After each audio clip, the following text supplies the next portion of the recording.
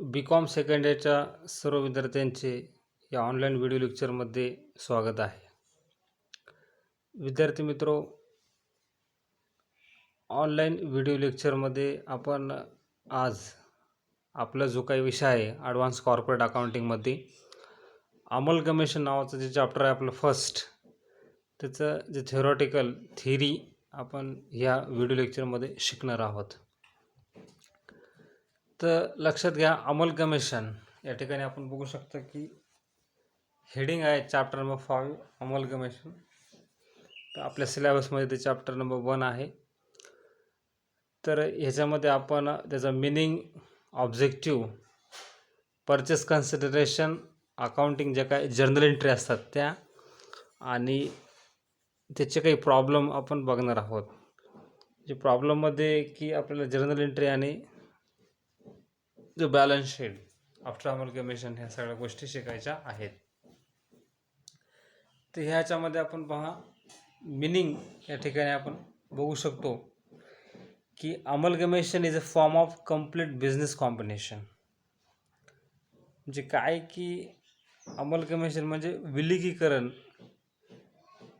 ही complete business, एखादा जो business असतो की त्या बिझनेसमध्ये त्याचं कॉम्बिनेशन, उदाहरणार्थ एक 2 कंपन्या आहेत, कंपनी ए आणि कंपनी बी, अशा 2 कंपन्या एकत्रित येऊन त्यांचा संयोग होऊन त्या 2 कंपन्यांची एकच कंपनी या ठिकाणी पुढे नवीन निर्माण होत असते. त्याला विलिगीकरण किंवा संविलिनीकरण असं म्हटलं जाते. म्हणजेच त्याला अमलगमेशन.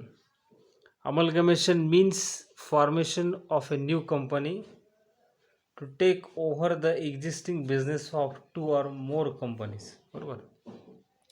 म्हणजे सध्या हयात असलेल्या मार्केटमध्ये ज्या काही 2 कंपन्या आहेत, त्या जेव्हा त्या 2 कंपन्या एकत्रित येऊन एक नवीन त्यांची कंपनी तयार करतात, तेव्हा त्याला अमलगमेशन असं म्हटले जाते. बरोबर. The popular meaning of amalgamation is the merger of 2 or more companies resulting in the formation of a new company. ठीक आहे. म्हणजे जेव्हा 2 कंपन्या एकमेकात मर्ज होत असतात, 2 किंवा त्याच्याहून अधिक, त्याला आणि एक नवीन कंपनी निर्माण होते, तेव्हा त्याला अमलगमेशन असं म्हटले जाते. म्हणजेच it result in to dissolution of existing companies. म्हणजे ज्या काही कंपन्या एकत्रित येऊन नवीन कंपनी स्थापन करणार आहेत, तेव्हा त्यांचं पहिलं जे अस्तित्व असेल ते सर्व अस्तित्व नष्ट होत असते. म्हणजेच त्याला डिझोल्युशन किंवा वाइंडिंग अप, किंवा आपण त्याला म्हणू शकतो की लिक्विडेशन. म्हणजेच त्या कंपनीचं विसर्जन होत असतं त्या 2 कंपन्याचं, आणि नवीन त्या 2 मिळून कंपनी स्थापन करत असतात. त्याच्यामध्ये पहा पुढे, new company form for the purpose of taking over the business of amalgamating companies. ठीक. म्हणजे जे नवीन जे कंपनी स्थापन झालेली आहे, तिचा नेमका उद्देश काय असतो की ज्या काही जुन्या कंपन्या आहेत त्याचा सर्व व्यवसाय त्या विकत घेत असते. जे काही असेट्स, लायबिलिटीज आपल्याकडे टेक ओव्हर करत असते. पुढे बघा, या ठिकाणी एक्स लिमिटेड नावाची कंपनी आहे आणि या ठिकाणी वाय लिमिटेड नावाची कंपनी आहे. ठीक आहे. ह्या दोन्ही ज्या कंपन्या आहेत ह्या लिक्विडेटिंग कंपनी आहेत. म्हणजे ह्या यांचं विसर्जन होत आहे. लिक्विडेशन म्हणजे विसर्जन, म्हणजेच कंपनी बंद करणे. लिक्विडेटिंग कंपनी किंवा त्याला ओल्ड कंपनी असं म्हटलं जाऊ शकते. मग खाली आपण बघू शकतो की ह्या 2 कंपन्या एकत्रित येऊन एक्स आणि वाय यांची झेड नावाची कंपनी त्यांनी स्थापन केली. बरोबर. याला न्यू कंपनी असं त्यांनी म्हटलं आहे. एक्स कंपनी आणि वाय कंपनी ह्या ओल्ड कंपनी, ह्या 2 कंपनी एकत्रित येऊन झेड कंपनी त्यांनी इस्टॅब्लिश केली, न्यू कंपनी झाली. ओके. त्याचं एक्सप्लेनेशन बघा. दस if X and Y limited are liquidated and these 2 companies are acquired by a newly formed company Z, it is termed as amalgamation. बरोबर आहे. अशा प्रकारे X आणि Y ह्या 2 वेगळ्या कंपन्या त्याने त्यांचा व्यवसाय संपवला, लिक्विडेशन झालं आणि एक नवीन कंपनी त्यांनी फॉर्म केली जी झेड नावाची. अशा प्रकारे या दोन्ही कंपन्यांचं अस्तित्व जे मार्केटमधलं ते संपलं आणि त्यांचं आता नवीन झेड नावाची कंपनी अस्तित्वामध्ये आली. When two or more than two companies, जेव्हा दोन किंवा दोनपेक्षा अधिक company come together and form a new business, okay, in order to take over the running business of these two existing companies. The old companies lose their existence and a new company take over the business of the old companies. बरोबर. जेव्हा दोन किंवा दोनपेक्षा अधिक कदाचित असतील त्या कंपन्या एकत्रित येऊन जेव्हा एखादी नवीन कंपनी स्थापन करतात, म्हणजेच त्या जुन्या कंपनीचा जो काही बिझनेस आहे तो संपूर्ण विकत घेत असतात आणि अशा प्रकारे जे काही त्या जुन्या कंपन्या आहेत त्याचं अस्तित्व हे बाजारपेठेमध्ये मधून संपुष्टात येत असते आणि अशा प्रकारे एक नवीन कंपनी स्थापन केली जाते. पुढे ह्या ठिकाणी बघा, here two old companies are said to be vendor or seller company and a newly formed company is said to be the purchasing company. बरोबर. ज्या काही दोन कंपन्या होत्या, ठीक आहे, त्या जुन्या दोन कंपन्या त्यांचा व्यवसाय विकत आहेत, त्याच्यामुळे त्यांना वेंडर किंवा सेलर कंपनी असं म्हटलेलं आहे. बरोबर. आणि जे काही नवीन कंपनी स्थापन झाली न्यूली फॉर्म कंपनी त्याला पर्चेसिंग म्हणजे खरेदी करणारी कंपनी असं देखील म्हटले जाते. बरोबर. So purchasing company should pay the purchase consideration to the old companies. ठीक. पुढे या ठिकाणी फार महत्त्वाचं बघा. So purchasing company should pay the purchase consideration to the old companies. मग आता तुम्ही व्यवसाय खरेदी करायला दोन कंपन्याचा, ठीक आहे, एखादी नवी कंपनीमध्ये ट्रान्झॅक्शन होत असतात because it is artificial person. Okay. Company कृत्रिम व्यक्ती असल्यामुळे त्याचे व्यवहार वेगळ्या प्रकारे ट्रीटमेंट त्याचे असते ॲज पर दी बिझनेस एंटिटी कन्सेप्ट. ठीक आहे. ह्या व्यवहारामध्ये कंपनी जे काही नवीन स्थापन झालेले ते नवीन स्थापन झालेल्या कंपनीला जे काही जुन्या कंपनीचे तिने लायबिलिटी असतील, ॲसेट्स असतील, ह्या ज्या काही गोष्टी खरेदी कराव्या लागतात ते कंपल्सरी. बरोबर. आणि मग ते सगळा व्यवसाय विकत घेतल्याबद्दल नवीन कंपनीनं जुन्या कंपनीला त्याचे अमाऊंट द्यावे लागते. त्याला पर्चेस कन्सिडरेशन असं म्हणतो, त्याला खरेदी मोबदला असं म्हटले जाते. काय. So purchasing company should pay purchase consideration to the old companies. ठीक आहे. हेन्स त्यामुळे on amalgamation purchasing company is to pay purchase consideration and the two old companies is to receive purchase consideration. बरोबर आहे. नवीन company स्थापन झाली, नवीन company जुन्या company सगळा व्यवसाय त्याने विकत घेतलेला आहे आणि त्याच्यामुळे विकत घेतल्याबद्दल त्यांना काही पैसे द्यावे लागतात. जसं आपण एखाद्या वेळेस मार्केटमधून एखादी वस्तू खरेदी करतो, ती वस्तू खरेदी केल्याबद्दल त्याचा त्याची प्राईस आपल्याला पे करावं लागते. तसंच कंपनी खरेदी केल्याबद्दल नवीन कंपनी जे काय स्थापन झाली ते नवीन कंपनी त्या दोन जुन्या कंपन्यांना खरेदी मोबदला देणे आवश्यक असते because it's is companies act. बरोबर. कंपनी कायद्यानुसार ते कंपल्सरी. या ठिकाणी ऑब्जेक्टिव्ज बघा. ऑब्जेक्टिव्ज ऑफ अमलगमेशन, संविलिनीकरण जे काय आहे मराठीमध्ये त्याला म्हणतात विलिनीकरणाचे उद्दिष्टे. बरोबर. ते नंबर 1 बघा. To eliminate competition. जे काही स्पर्धा वाढत आहे दिवसेंदिवस. बरोबर आहे. एक व्यवसाय स्थापन झाला, तो व्यवसाय दुसऱ्या व्यवसायाला व्यवस्थित चालू देत नाही. बरोबर. हे जे काही स्पर्धा चाललेल्या आहेत त्या स्पर्धा आपापसामध्ये नष्ट करण्यासाठी अमलगमेशन हा सोयीस्कर पर्याय या ठिकाणी सुचवलेला आहे.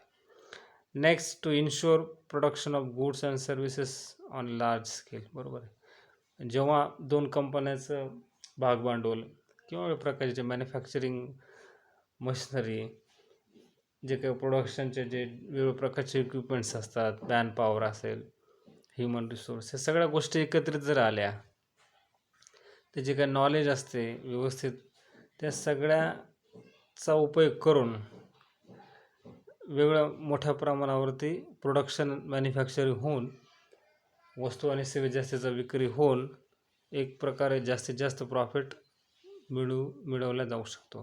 ठीक आहे. तिसरं, टू बिल्डअप गुडविल. गुडविल जे क्रेडिट, बरोबर आहे, व्यवसायामध्ये पतनिर्मिती मोठ्या प्रमाणावर केली जाऊ शकते. पत आणि जे काय आपले क्रेडिट असतील, ह्या गोष्टी देखील खूप वाढू शकतात. Next, to promote research and development. बरोबर आहे. संशोधन आणि जो काही विकास व्यवसायामध्ये अपेक्षित असतो, जेव्हा दोन कंपन्या एकत्रित येतात तेव्हा दोन कंपन्याचा ह्युमन रिसोर्स आणि वेगळ्या प्रकारचं संपूर्ण जे फंक्शनल एरिया ऑफ मॅनेजमेंट असतात ते सगळे एकत्रित येऊन कंपनीचं व्यवस्थित कार्य पार पाडत असतात. वेगळ्या प्रकारचं संशोधन त्या ठिकाणी होत असते. नेक्स्ट जे आहे ऑब्जेक्टिव्ह ते to secure large share of market. बरोबर आहे. साहजिकच जेव्हा दोन कंपन्या एकत्रित येतात आणि एक नवीन कंपनी स्थापन करतात तेव्हा त्या दोन कंपन्यातील मॅनपॉवर, वेगळ्या प्रकारच्या मशिनरी, ह्या सगळ्या व्यवस्थित त्याचा सदुपयोग घेऊन मोठ्या प्रमाणावर मार्केट कॅप्चर केले जाऊ शकते. अमलगमेशनचे अनेक खूप फायदे आहेत त्या ठिकाणी. नेक्स्ट आपण बघू शकतो की कॅरेक्टरिस्टिक्स, जी काही वैशिष्ट्ये त्याचे आहेत. The business of two or more than two companies can be combined together. बरोबर आहे. जसं की सांगितलं की अमलगमेशनमध्ये काय असतं की दोन किंवा दोनपेक्षा अधिक कंपनीज त्यांचं एकत्रीकरण म्हणजेच अमलगमेशन. बरोबर आहे. Combination. The new company is form in order to take over the running business of the existing companies. बरोबर. जी काही नवीन कंपनी स्थापन झालेली आहे, ठीक आहे, ती नवीन कंपनी स्थापन कशी झालेली की जे काय हयात असलेल्या दोन कंपन्या त्या कंपनीनं विकत घेतलेल्या आहेत, त्यांचा सगळा व्यवसाय विकत घेतलेला आहे. Next, after amalgamation of companies, the old company lose their separate existence or entity as the business of old companies is closed down. बरोबर. जेव्हा अमलगमेशन झाले, बरोबर आहे, अमलगमेशन झाल्यानंतर जे काही ओल्ड कंपनीज होत्या त्याने त्यांचा व्यवसाय विकलेला आहे आणि त्याच्यानंतर मग विकल्यानंतर त्यांचं जे अस्तित्व होतं मार्केटमधलं ते संपुष्टात येत असते, नष्ट होत असते आणि त्यांचा त्यांना व्यवसाय बंद पाडावा लागत असतो. Next, the old companies transfer their business to a newly form company. Thus old company are seller or vendor companies where the newly form company is purchasing company or transferring company. म्हणजे ज्या old company आहेत त्यांना त्यांचं सगळं जे काय business असतो व्यवसायामध्ये, असेट्स, लायबिलिटीज, ह्या नवीन कंपनीकडे ट्रान्सफर करावे लागत असतात आणि मग ती जे कंपनी सगळ्या असेट्स, लायबिलिटीज देणार आहे, विकणार आहे, त्याला सेलर असं म्हटले जाते. आणि जे नवीन कंपनी स्थापन झाली तिला परचेसिंग कंपनी किंवा ट्रान्सफरिंग कंपनी असं म्हटले जाते. Next, as the activity of purchase and sales taken place where should be purchase of purchase consideration is vital of importance. बरोबर. म्हणजेच as the activity of purchase and sales taken place, बरोबर आहे, जिथे खरेदी विक्रीचा व्यवहार झालेला आहे तर निश्चितच त्या ठिकाणी परचेस कन्सिडरेशन मीन्स खरेदी मोबदला द्यावे लागेल. मग हे payable by new company to the old company, so determination of purchase consideration is of vital importance. मग आता या ठिकाणी तुम्ही दोन कंपन्या विकत घेतल्या नवीन कंपनीनं, ठीक आहे, आणि ती कंपनी स्थापन झालेली आहे. मग हे खरेदी विक्रीचा व्यवहार आल्यानंतर निश्चितच खरेदी मोबदला द्यावा लागतो नवीन कंपनीने जुन्या कंपनीला. आणि मग आता ह्या ठिकाणी त्याने सांगितलं की ही खरेदी मोबदला कशा प्रकारे काढला जातो हे फार महत्त्वपूर्ण घटक या ठिकाणी आपल्याला बघायचं आहे. म्हणजेच ॲक्च्युली जेव्हा आपण प्रॉब्लेम बघू तेव्हा सुरुवातीलाच आपल्याला परचेस कन्सिडरेशन कॅल्क्युलेशन करावे लागत असते. हे जे काय आहे purchase consideration. Next, amalgamation is a process whereby the interest of shareholders, debenture holders is necessarily affected. म्हणजे amalgamation हे अशी प्रक्रियेच्या ठिकाणी जे भागधारक आहेत आणि कर्जरोखेधारक यांचं जे हित हे फार महत्त्वाचं असते, ते त्याच्यावर परिणाम करू शकते. त्यांच्यावर डिपेंड असते कशा प्रकारे amalgamation ह्या सगळ्या गोष्टी. Next, on amalgamation of a company, the assets and liabilities are transferred to the new company, right? जेव्हा amalgamation होते तेव्हा जे काही assets and liabilities असतात जुन्या कंपनीच्या त्या सर्व नवीन कंपनीकडे ट्रान्सफर केल्या जातात. आता याच्यामध्ये कोणत्या लायबिलिटीज ट्रान्सफर करतात किंवा कोणत्या ह्या देखील महत्त्वपूर्ण घटक आपल्याला बघावा लागत असतो. जसं की याच्यामध्ये कॅपिटल असेल, रिझर्व्ह सरप्लस असेल, ह्याच्या काही गोष्टी असतात त्या जुन्या शेअर होल्डर्सच्या अकाउंटला ट्रान्सफर केल्या जातात. म्हणजे त्या नवीन कंपनीकडे ट्रान्सफर केल्या जात नाहीत. ह्या महत्त्वपूर्ण गोष्टी आपल्याला बघायच्या आहेत. पुढे बघू शकतो की आपण परचेस कन्सिडरेशन म्हणजे खरेदी मोबदला हा घटक फार महत्त्वाचा आहे. आता साहजिक आपण चर्चा केली की जेव्हा नवीन कंपनी जेव्हा जुन्या 2 कंपन्या विकत घेऊन व्यवसाय तयार करते, बरोबर, किंवा जुन्या 2 कंपन्या एकत्रित येतात आणि नवीन कंपनी स्थापन करतात. म्हणजे आता हे विकत घेतल्यासारखं आहे व्यवसाय 2 जुन्या कंपनीचा त्या नवीन कंपनीनं. मग ह्या सगळ्या गोष्टींमुळं खरेदी मोबदला हा फार महत्त्वाचा असतो. म्हणजेच purchase consideration means the amount payable by the new company to the old company for the amalgamation of business, बरोबर. व्यवसाय एकत्रीकरण झालं, व्यवसाय विकत घेतल्याबद्दल जी काही नवीन कंपनी आहे ते नवीन कंपनी ह्या ओल्ड कंपनीला खरेदी मोबदला देणे कंपल्सरी असते. Because it has been stated according to as per the accounting standard 14, बरोबर. जे काय अकाउंटिंग स्टँडर्ड आहे 14 त्याच्यानुसार हे सगळं चालत असते. Consideration for the amalgamation means the aggregate of the sales and other securities issued by the payment made in the form of cash or other assets by the transferee company to the shareholders of the transferor company, बरोबर.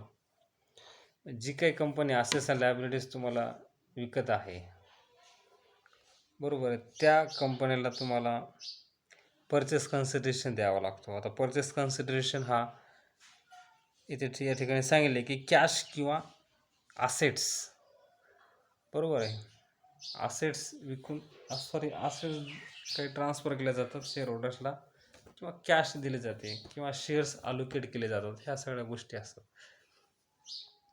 जे खरेदी मोबदला हा एक कॅशमध्ये असतो किंवा assets दिले जातात किंवा या ठिकाणी शेअर्स देखील दिले जातात. म्हणजे त्या जुन्या भागधारकांना, म्हणजे भागधारक काही चेंज होत नाहीत, भागधारक तेच असतात.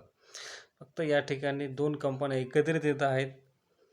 मग 2 कंपन्या एकत्रित आल्या म्हटलं तर असेट्स लायबिलिटी त्याच राहणार, तेच भागधारक राहणार, तेच कर्जरोखेधारक राहणार, फक्त कंपनीचं नाव चेंज होत आहे. ठीक आहे. 2 मेथड या ठिकाणी आपल्याला सांगितलेलं आहे. Following are the 2 methods of calculating the purchase consideration. Number 1, here we have net payment method आणि net asset method, बरोबर. नेट पेमेंट कॅशमध्ये किंवा असेट्स देऊन खरेदी मोबदला दिला जाऊ शकतो.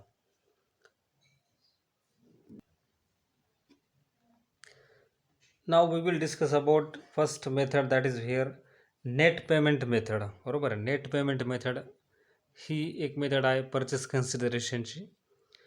तर नेट पेमेंट मेथडमध्ये आपण बघू शकतो की under this method purchase consideration is the aggregate of the payment made by the new company in the form of cash, बरोबर आहे. नवीन कंपनी जे काही पैसे देणार आहे खरेदी मोबदल्याची जुन्या कंपन्यांना, तर नेट पेमेंट मेथडमध्ये ते कॅशच्या स्वरूपात दिले जातात किंवा assets and issue of shares and other securities. बरोबर आहे. या ठिकाणी असेट्स असेल किंवा इश्यू ऑफ शेअर्स असेल. The payment by the new company are only for shareholders of the old company.